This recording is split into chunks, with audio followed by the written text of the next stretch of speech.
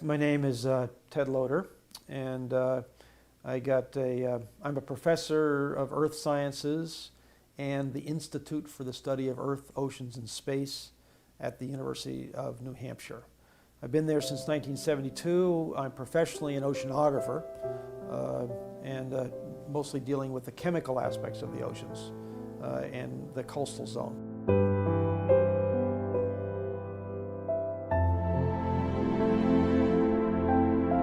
So it wasn't until about almost 4 years ago that I was talking to my cousin, Steve Laebkin, who's now I can't think of his... Brigadier General in the Army Reserves. He's a lawyer in North Carolina. And I was talking to my first cousin. He and I were very close as children, but we got away from each other for many, many years. He was in North Carolina, I was in various parts of New England, what have you, and we got away from each other. But about 4 years ago, he and I had been talking, and he told me that he had been at some meeting on the West Coast with some astronauts and Russian astronauts and what have you. And I said, Steve, what's this about astronauts you were talking to? And he flips out this card on the table that was the card of a Russian astronaut, English on one side, Russian on the other. And he looked at me and he said, Ted, did you ever hear of Area 51, the Roswell? No, he said, did you ever hear of the Roswell? Just Roswell. And I said, of course, everybody's heard of Roswell. At that time, probably everybody hadn't, but I certainly had. And he said, well, it was real. And I said, oh, really? Tell me more. And so we spent the next 3 days in intense conversations. I could barely sleep at night.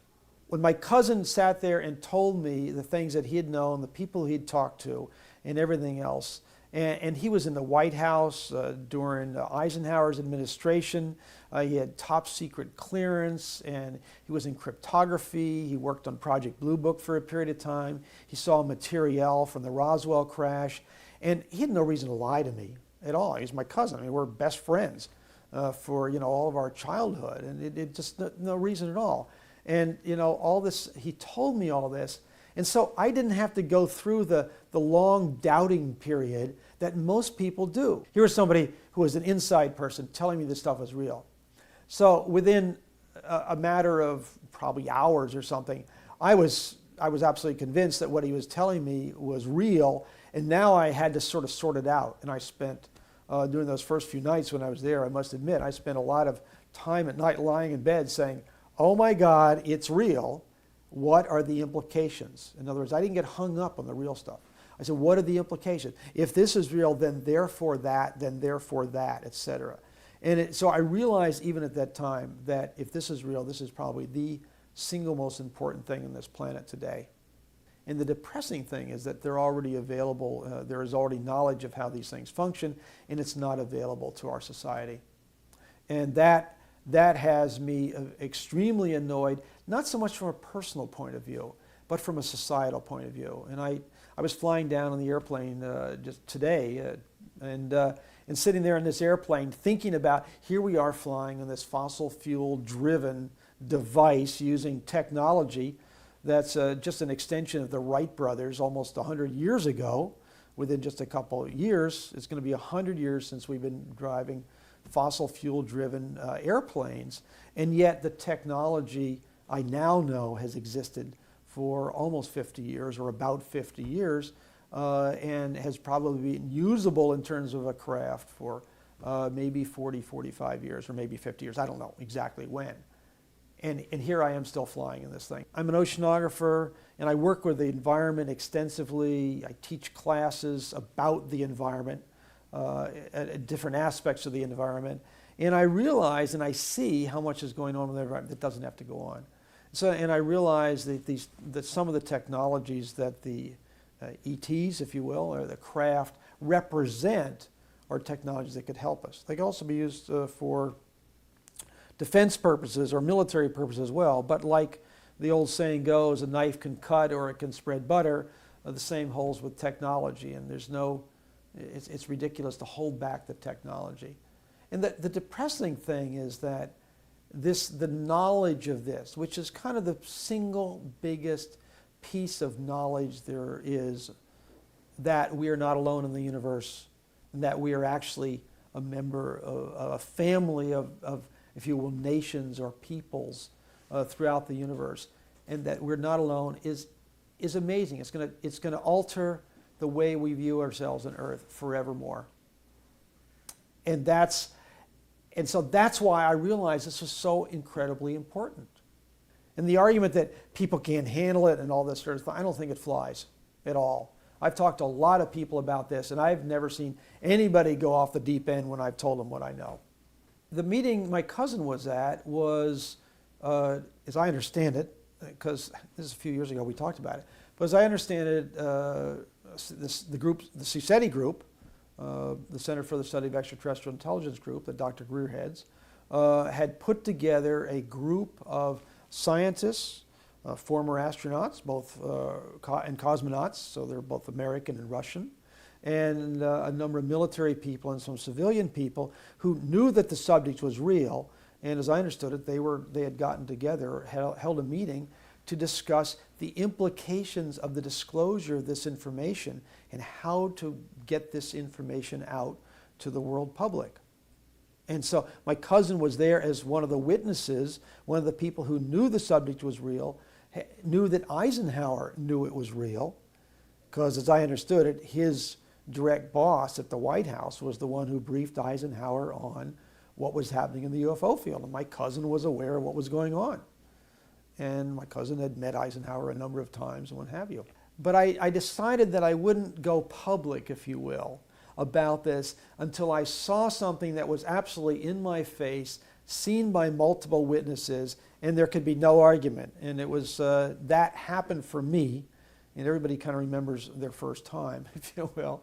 It happened for me when I was in Desert Hot Springs in the fall of '97. And there was a group of us, 20-something of us, sitting around in Joshua Tree National Monument. What kind of group is this?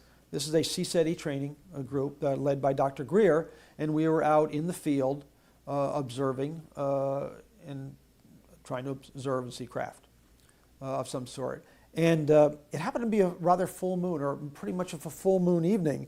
And I was facing, the moon was off to my right shoulder, and just below the moon there appeared an object like a globe, like a ball, maybe a third to half the diameter of the moon. It just appeared to the left side underneath the moon, and it just traveled from this side of the moon, about like that, over to the other side of the moon, and then just went, it just disappeared. It just turned off. It's as though somebody turned a light bulb on one side of the moon and then carried across below the moon. So it wasn't in front of the moon, but below the moon, and then turn it off. And I said, I was so excited. I said, wow, did anybody else see that? I'm sort of almost jumping up and down because it was so clear and so obvious to me. And Dr. Greer, luckily he was facing that direction, so he had seen it. And I said, did anybody else see this? And Dr. Greer said, yes. He said, I saw it. Did anybody else see it? And about, 5 or 6 people in the group said, yes, I saw it, yes, I saw it. So all sitting on that side where he was. And the implications are manifold. I think one thing it will do, it will, this is maybe hopeful, but it will bring the peoples of the earth closer together. It'll give them a different sense of themselves as a race. We'll realize we're not alone in the universe, that we're part of a much larger family of intelligent races, conscious peoples, if you will.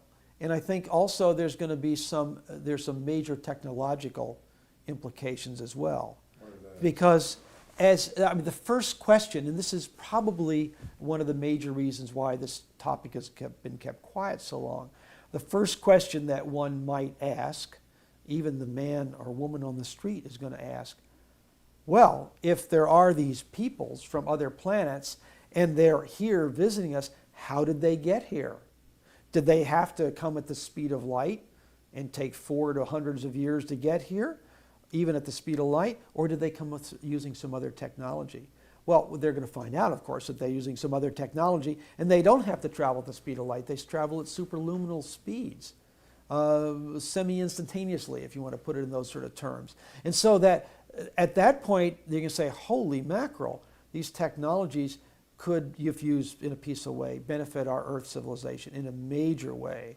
And so then where do they get the energy to travel these great speeds? And then we start to look into the energy. They aren't using jet fuel. They aren't using coal to get here. They're using technologies that the average guy on the street, the average physicist in a university doesn't have any clue about, and yet it's very real.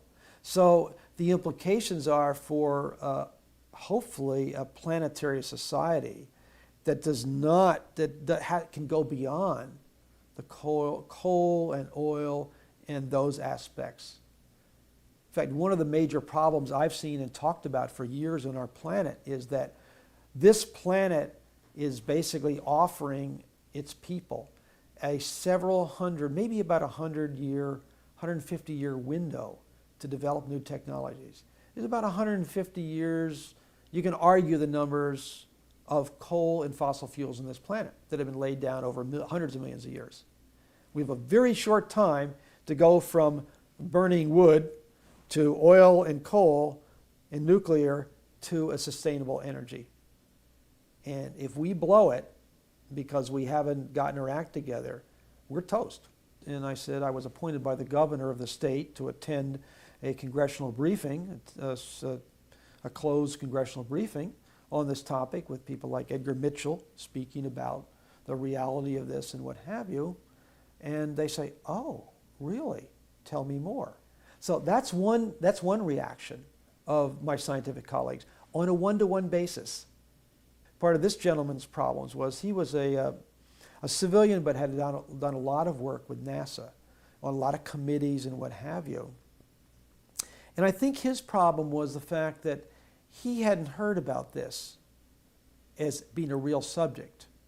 And he knew that he was very important because he was on a lot of committees in NASA. And since he was very important but hadn't heard about this thing, this couldn't be true. Because since he was important, he would have heard about it. You see the logic there? And he sort of said, oh, okay. And so he went on and on and on. But as the conversation went on and I told him more about what I knew and the reality of these things, he got colder and colder toward our discussion. And it started off very warm because we both knew a lot of mutual people. And so there was sort of a coming together in that sense. And I realized afterwards that he was very threatened by this knowledge because what the particular job that he was doing in NASA would be majorly impacted by the knowledge that there are extraterrestrials already here on this planet, visiting our planet, and that they have the ability to travel through space and what have you. And so my sense was that his raison d'etre, the reason that he works at NASA and his ego is sort of wrapped up in this, would no longer be as valid a reason if what I was saying was true. And so he pulled back from me. And then he said a very curious thing. I wouldn't believe it even if it was real. This is a direct quote from his email to me. I would not believe this even if it was real. And then he went on, but if you learn anything more about this, let me know. So you can say, so I was left with this, forget it. I'm not going to, if your mind is so closed that you make a statement, I wouldn't believe it even if it was real. It tells me we have a major problem with scientists in our universities in getting them to accept something different than their paradigms that they're so used to or been grown up with. That's a major problem within our whole universities. Interestingly enough, the students that I've lectured to are far more open-minded than the professors. And I'm a professor and I deal with these people all the time. A couple other points to keep in mind is that the Roswell and similar events in New Mexico in the late 40s allowed certain parts of the U.S. government to obtain downed craft, extraterrestrial craft. Since that time, that was late 40s, it's now 50-some years later, since then the black projects have pumped hundreds of billions, that's hundreds of billions of dollars, maybe approaching $1 trillion, I don't know the number, it's big.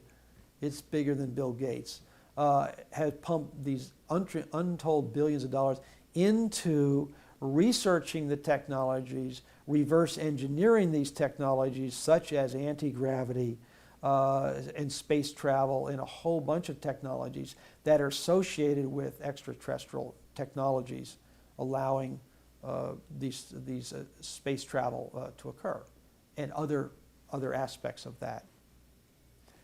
Now, if you've just put in several hundred billions of dollars into something, you can be doggone sure that something's come out of that. And people have told me that we had spent a tremendous amount of money by the mid-50s on anti-gravity.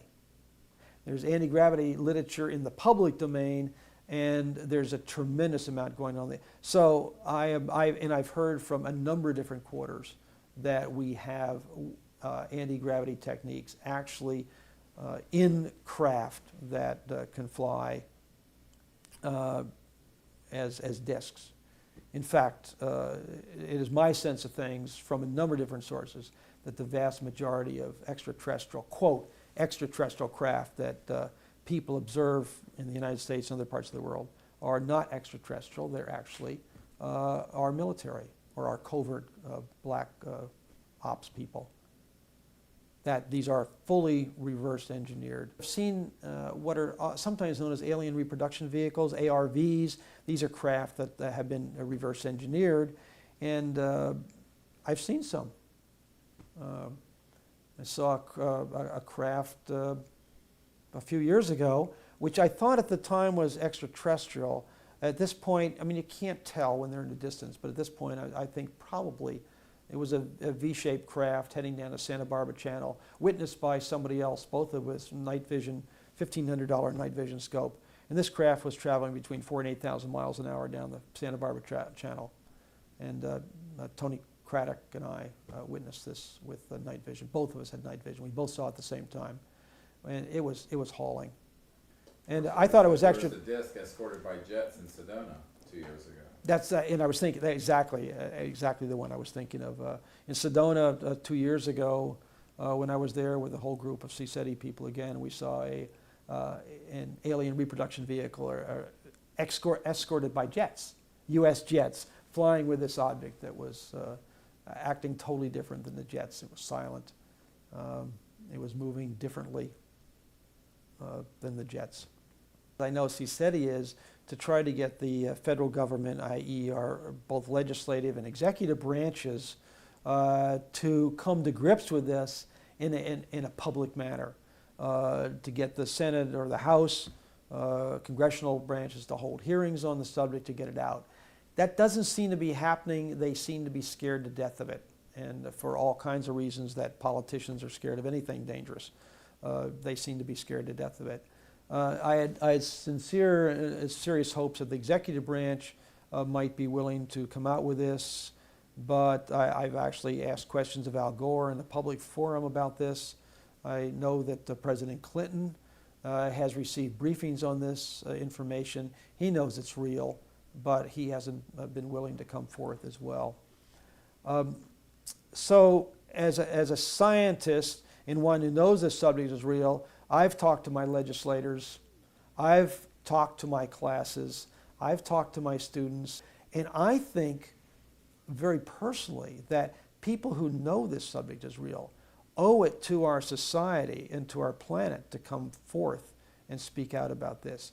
I've got two sons in their early 30s, and I want to see this planet, and this sounds maybe corny in some quarters, but anybody who has children wants to see them have a future on this planet that is good as I had it or better. And I see that unless this subject comes out, this planet will not be as good as I had it or better. It's going to be worse from a pollution point of view and from a breaking down of our society and our democratic society. I've talked to a number of people who've studied this issue and feel that the, quote, cover-up of this issue that has been going on for the last 50 years is probably the biggest single threat to our democratic society it has ever faced since the Constitution was founded and this country was founded in 1776. We are at a major crossroads in how our society and our democratic society and government function, because this topic is not under control of our elected government. It is not under control of our judicial government. It is under control of others, some of who are members of our government, some of who are members of the industrial complex. And they are in control of this issue, the single most important issue on this planet today. And that is not healthy in the long run for our society or our people. For a long time we had the threats of Russia and the Cold War, and there was a reason, perhaps misguided, but there was a reasonably good reason, and I'll give them that, for keeping this quiet, because we didn't want the Russians to find out about this technology, we didn't want the Russians to find out about the existence of extraterrestrials and et cetera, which of course they knew all along, as we now know, and we probably knew it then, but for whatever demented reasons it was kept away from the public so it wouldn't, quote, get to the Russians. Of course they knew what was going on because they were spying, and so it was being kept from the public, not from the Russians. But that time has passed. The Cold War has ended in its own way, and we no longer have that threat. And so the arguments for keeping this secret have gone on by. The trouble is, now we're finding that people who know it's real are afraid to speak out. There are very few people, and there are some, and we're seeing more and more, but there are very few people relative to the numbers who know it's real who have the courage of conviction to say, this secret has gone on too long. It is time for this information to become known worldwide for all the reasons that it should happen relative to humans as an intelligent race among many. It's time for this information to come out in terms of the technology, for the benefit of our society on this planet, and for the benefit of our ecosystems on this planet. Very few people are willing to stand up and be counted on this issue. And the excuses go on and on and on.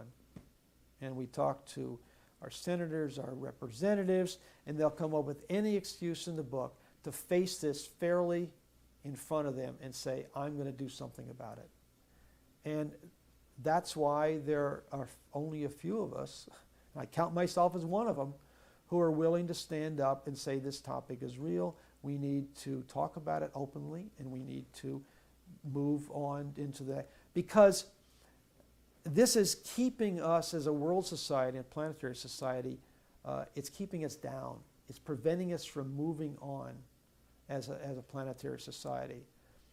And furthermore, something I haven't mentioned that is absolutely critical is the following, that the covert groups who presently are in control of this subject are using a very advanced technology, some of which has been reverse engineered from the extraterrestrials and developed, some of which is part of the Star Wars box of tricks, etc. They're using these technologies to acquire, shoot down extraterrestrial craft. We have numerous witnesses who have seen this and know of its existence.